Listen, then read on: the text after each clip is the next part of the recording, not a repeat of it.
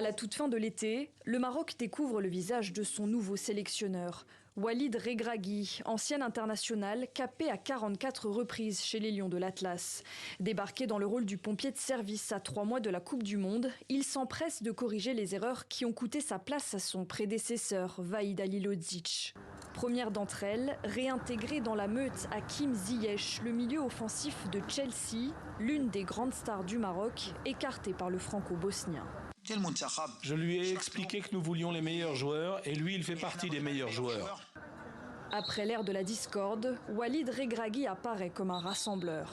Il y a cette entente qu'il a su créer, ce contact, ce courant tout simplement qui passe et dans les deux sens. Vous avez vu les embrassades avec ses joueurs, vous avez vu comment il s'entend avec chacun d'eux. Comme beaucoup de ses joueurs, Walid Regragui possède la double nationalité. Né en France, il grandit à Corbeil-Essonnes dans une famille marocaine originaire de Fnidek sur la côte méditerranéenne.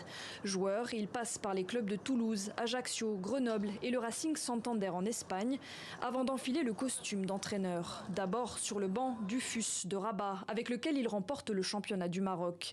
Opération qu'il réitéra un peu plus tard avec le Wydad Casablanca.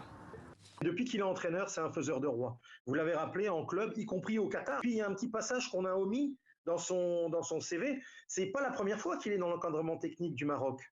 Il y était entre 2012 et 2013 comme adjoint de Rachid Taoussi. Il est ensuite retourné dans le système des clubs. Mais il était dit qu'à un moment donné, il serait rappelé parce qu'il a un tel mental, il a de telles valeurs, il a une telle méthodologie. Au Qatar, la magie opère dans des proportions inattendues.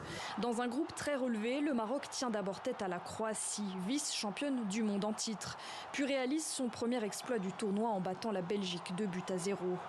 En 8e, les Lions de l'Atlas croquent la Roja et se qualifient pour le premier quart de finale de leur histoire.